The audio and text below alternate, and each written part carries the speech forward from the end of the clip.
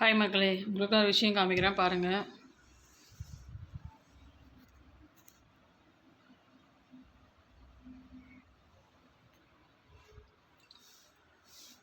தெரியுதா மக்களே?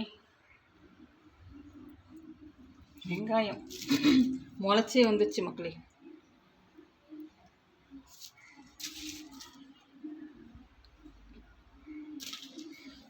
இது என்னன்னு பார்த்தீங்கன்னா, இதை நான் கடையில் வாங்கும்போது 1 கிலோ 30 ரூபான்னு வாங்கினேன். இது வந்து தெருவில் விற்றுட்டு போனாங்க 2 கிலோ 50 ரூபா, 4 கிலோ 100 ரூபான்ட்டு. அதுக்கப்புறமா தான் இதை வாங்கி போட ஆரம்பித்தேன். ஏன் சொல்கிறேன்னா, இந்த மாதிரி கடையில் போய் வாங்கி 30 ரூபா 30 ரூபா வாங்கிட்டு எவ்வளவோ எனக்கு லாஸ் ஆகிடுச்சு. தெருவில் விற்றது தெரியல, இந்த பக்கம் சத்தம் கேட்காது, வாங்காமல் விட்டுட்டேன். அதுக்கப்புறம் பார்த்தீங்கன்னா கொஞ்சம் கேர்ஃபுல்லாக ஒரு பார்த்து வாங்கி வச்சுட்டேன். இது வாங்கி போட்டிங்கன்னா எப்படி பார்த்தாலும் ஒரு 20 நாளைக்கு மேலே நமக்கு யூஸ் ஆகுது. இப்போ கொஞ்ச நாளைக்கு முன்னாடி வாங்கி போட்டேன் 2.5 கிலோ 50 ரூபா அப்படின்ட்டு. இப்போ 2 கிலோ 50 ரூபான்றாங்க. அது ரொம்ப நாள் வந்தது அந்த வெங்காயம் எனக்கு. இந்த மாதிரி தான் சாக்கில் கொட்டி இதை நான் காய வச்சுருவேன். காய வச்சாலும் அதில் இந்த மாதிரி காம்பு மாதிரி வளர்ந்து வந்துடுது, செடி மாதிரி. நான் என்ன பண்ணுறேன், இது வந்து இப்போ வாங்கும்போதே இப்படி இருந்தது. இது நான் பொறுப்பாக முடியாது. அந்த மாதிரி மொத்தமாக வாங்கி போட்டால் ரொம்ப யூஸ்ஃபுல்லாக இருக்குது. இந்த மாதிரி காற்றுல போட்டு காய வச்சிடுறேன். இந்த மாதிரி சில்லறையாக வாங்கினா நமக்கு லாஸு, மொத்தமாக வாங்கினா நமக்கு லாபம். இது தெரியாமல் நான் கடையில் ஓடி போய் வாங்கிட்டேன் மக்களே. இந்த மாதிரிலாம் யாரும் வாங்காதீங்க. தெருவில் வந்தால் கடற்கடன்னு ஓடி போய்ட்டு வாங்கி வச்சுக்கோங்க. இந்த மாதிரி மளிகை ஜாமானும் சரி, மொத்தமாக வாங்கி வைக்க லாபம் நமக்கு. நான் அந்த மாதிரி வரைக்கும் செஞ்சதே கிடையாது. கடையில் போய் சில்லறையாக வாங்கிட்டு தான் எனக்கு நிறைய நஷ்டமாச்சு. அந்த மாதிரி ஏன்னா அதிகமாக வாங்கினா அந்த டைம் நமக்கு நிறைய செலவாகும், கையில் அந்த காசு வேணும் அப்படின்றதால அந்த மளிகை ஜாமான் கூட மொத்தமாக லிஸ்ட்டு போட்டு நான் போய் வாங்கி வைக்க மாட்டேன் 1 மாதத்துக்கு அப்படின்ட்டு. அதுதான் பெரிய நஷ்டன்றது அப்புறம் தெரியும் எனக்கு. இருந்தாலும் பார்த்திங்கன்னா பல்காக நமக்கு எடுக்கிற அளவுக்கு அந்த டைமில் அவ்வளோ காசு இருக்காது. அதனால் கொஞ்சம் கொஞ்சமாக அப்போ தேவைக்கு மட்டும்தான் வாங்கிட்டு இருந்தேன். அதுவும் எவ்வளோ பெரிய நஷ்டன்றது தெரியுது. அந்த மாதிரி யாருமே அந்த மாதிரி சில்லறையிலே வாங்க, மொத்தமாக வாங்கி வச்சுக்கோங்க. மளிகை ஜாமானும் சரி, இந்த மாதிரி சீப்பாக உங்களுக்கு வெங்காயம் தெருவில் கிடச்சிதுன்னா இதையும் வாங்கி வச்சுக்கோங்க. தக்காளி மட்டும் தான் வாங்க முடியல, 1 கிலோ 50 ரூபா. அதுக்கு தகுந்த மாதிரி நான் 1/2 கிலோ மட்டும் தான் வாங்கி வச்சுப்பேன். அது ஒரு தக்காளி யூஸ் பண்ணிப்பேன். அப்படி தான் கொண்டு போயிட்டுருக்கேன். இப்படிலாம் போனால் மட்டும்தான் பொழப்ப நடத்த முடியும்னு நினைக்கிறேன். தேங்காய் பார்த்திங்கன்னா ஒரு தேங்காய் 50 ரூபான்றாங்க. வேறு வழி இல்லை, சட்னிக்காக அதையும் வாங்கி தான் ஆகணும். 40 ரூபா வரைக்கும் விற்கும், 40 50 அதுதான் ஸ்டார்டிங் ப்ரைஸ். அது கம்மிலாம் கிடையாது. குறைச்சி பேசினா ஒரு 5 ரூபா குறைச்சி வாங்கலாம். இப்படி தான் போயிட்டுருக்குது காய்கறி விலைவாசியும் மளிகை ஜாமான் விலைவாசியும். இப்படி இருந்தால் மக்கள் எப்படி பொழப்பு நடத்த முடியும்னு தெரியல. ரொம்ப கஷ்டம்தான். 1 கிலோ அரிசியும் பார்த்திங்கன்னா 60 ரூபா கம்மி கிடையாது. 55 ரூபா தான் ஸ்டார்டிங். நான் வாங்குறது 55 தான். 60 ரூபா 70 ரூபா வரைக்கும் வாங்கி சாப்பிட்றாங்க. இந்த மாதிரிலாம் வாங்கி சாப்பிட்டா சுத்தமாக ஒன்றுமே நம்ம சம்பாதிச்சு ஒன்றுமே பண்ணவே முடியாது.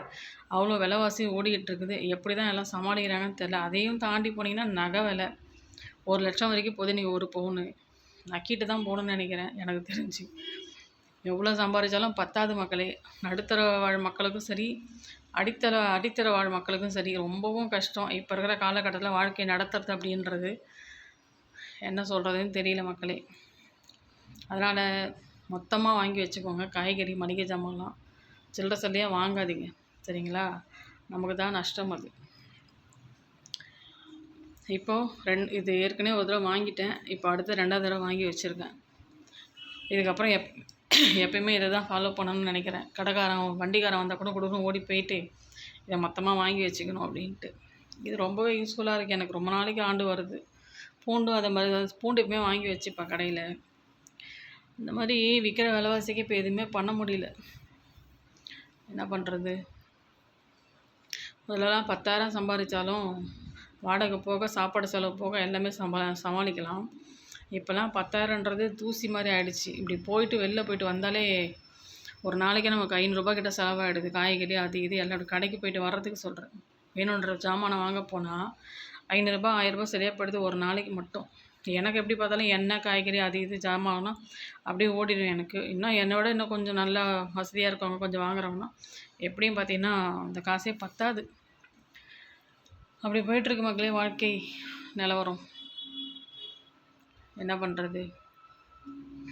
எவ்வளோ தான் நம்ம ஓடி சம்பாதிச்சாலும் இன்றைக்கி விற்கிற விலைவாசியில் ரொம்ப கஷ்டமாக தான் இருக்குது. ஒரு வேளை சாப்பாடுக்கு வாங்கி சாப்பிட்றதே பெரிய விஷயமா இருக்குது. அரிசி விலையை சொல்லுங்களேன். ஒரு ஒரு கூலி கூலி வேலை செய்கிறவங்கலாம் பார்த்திங்கன்னா, 1 கிலோ அரிசி ஒரு 1/2 கிலோ அரிசி இருந்தால் போதும் கஞ்சி காய்ச்சி குடிச்சிருவாங்க.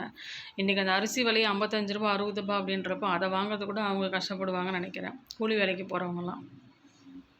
அப்போ அந்த கஞ்சி குடிக்கிறதே நீ எவ்வளோ கஷ்டமான நிலமை அப்படின்ற மாதிரி பார்த்துக்கோங்க. என்ன பண்ணுறது? விலைவாசி ஏறுது, கரெக்டு. விலைவாசி ஏறுது, அரிசி விலை ஏறுது, நகை விலை ஏறுது, காய்கறி விலை ஏறுது, தேங்காய் விலை ஏறுது, எல்லா விலையும் ஏறுது. ஆனால் ஒரு இடத்துக்கு வேலை கேட்டு போனால் மட்டும் சம்பளத்தை மட்டும் அதிகமாக கொடுக்க மாட்டானுங்க. சம்பளம் நீ அதிகமாக கொடுத்தா நம்ம வாழ்க்கை தரத்தை ஓட்ட முடியும். நீ சம்பளமே கம்மியாக கொடுத்தீங்கன்னா போகிற இடத்துலலாம் எப்படி அந்த வாழ்க்கை தரத்தை ஓட்ட முடியும்? இப்போது வருமானம் விலைவாசின்றது எல்லாருக்குமே ஒரே மாதிரி தானே போயிட்டுருக்கு. எல்லாருக்கும் ஒரே விலைவாசி, எல்லாத்தையும் அது எல்லாருமே அந்த காய்கறி தான் வாங்கி சாப்பிட்றாங்க. அப்படின்றப்போ அந்த வேலைக்கு போகிற இடத்துல சம்பளம் அதுக்கு தகுந்த மாதிரி அந்த வாழ்வாதாரத்துக்கு தகுந்த சம்பளம் கொடுக்கணும். எடுத்த உடனே ஒரு ரூ. 7 சம்பளம், ரூ. 8 சம்பளம், ரூ. 9 சம்பளம் எந்த மூலைக்கு பார்த்தோம் அந்த சம்பளம்? சில இடத்துல அப்படி தான் கொடுத்துட்ருக்காங்க. சரிங்களா? வேலை கேட்டு போனால் நீங்கள் புதுசாக வந்திருக்கீங்க, ஸ்டார்டிங் வந்து இவ்வளோ தான் சம்பளம் அப்படின்ற மாதிரி பேசுவாங்க. நமக்கு போயிட்டு வர பஸ் ஃபேர் இருக்கும், இவ்வளோ செலவு இருக்கும், அதை தாண்டி அந்த 9,000 8,000 சம்பளம் பத்துமா நம்ம குடும்பத்துக்கு அப்படின்ற மாதிரி நம்ம யோசிப்போம். ஆனால் அதை அவங்க யோசிக்க மாட்டாங்க. இவ்வளோ தான் சம்பளம் அப்படின்றாங்க. அதுக்குள்ளே நம்ம செய்யணும்னா ரொம்ப கஷ்டம்தான். அந்த சம்பளத்தையும் வாங்கி நம்ம குடும்பத்தையும் பார்க்கணும், மற்ற செலவும் பார்க்கணும். எப்படி முடியும்? இன்றைக்கி ஒரு 10,000 சம்பளம் கூட பத்த மாட்டேங்குது. நடுத்தர வாழ் மக்களுக்கு கூட அந்த ரூ. 10 சம்பளம் பத்த மாட்டேங்குது. அப்போ எப்படி மற்ற செலவு நம்ம பார்க்க முடியும்? கேட்க போனால் இவ்வளோ தாங்க சம்பளம் அப்படின்றாங்க. இப்போ அந்த சம்பளத்தை வச்சு அவங்க வந்து குடும்பத்தை நடத்த முடியுமா? முடியாதுல்ல. அப்போ மற்றவங்க எப்படி நடத்துவாங்க? யோசித்து வாழ்வாதாரத்துக்கு தகுந்த மாதிரியும், விற்கிற விலைவாசிக்கு தகுந்த மாதிரியும் ஒரு ஒரு குடும்ப நபர் வந்து வேலை செய்கிறாங்கன்னா அதுக்கு தகுந்த மாதிரி கொஞ்சம் சம்பளத்தை ஏற்றி கொடுக்கணும். உழைக்கிறோம்ல, அதுக்கு தகுந்த சம்பளத்தை கொடுத்தா தான் நம்மளும் வாழ்வாதாரத்தை பார்க்க முடியும், சாப்பிட முடியும், மற்ற செலவை பார்க்க முடியும். வேலைக்கு போகிறது எதுக்காக? சாப்பிட்றதுக்காக தானே. அந்த சாப்பாட்டுக்கே தகுந்த ஊதியம் இல்லைன்னா எப்படி வேலை பார்த்து எப்படி குடும்பத்தை பார்க்க முடியும்? நான் சொல்கிறது கரெக்டு தானே? அப்படி தான் சில இடத்துல சம்பளம் வந்து ரொம்ப அடிமட்டமாக கொடுத்துட்ருக்காங்க. இதெல்லாம் நான் தெரியாமலாம் பேசலை. எல்லா இடத்துலையும் நான் விசாரிக்கிறேன், வேலைக்கு போகிறேன், சம்பளத்தை பற்றி நானும் கேட்குறேன். எந்த இடத்துல எவ்வளோ சம்பளம் கொடுக்குறாங்கன்றத வச்சு தான் நான் இதை பேசுகிறேன். இதே மாதிரி நிறைய பேர் இந்த மாதிரி சம்பளத்துக்கும் வேலை போய் செய்கிறாங்க. வருமானம் பத்தாமல் கஷ்டப்படுறாங்க. என்ன பண்ண முடியும்? முதலாளின்றவங்க அப்படி தான் சில பேர் கொடுக்குறாங்க சம்பளம் அப்படின்றத. டைமிங் பார்க்க மாட்டேறாங்க. 10 மணி நேரம் வேலையாக இருந்தாலும் 11 மணி நேரம் வேலை இருந்தாலும் அதுக்கு தகுந்த ஊதியம் வந்து கிடைக்கிறதில்ல.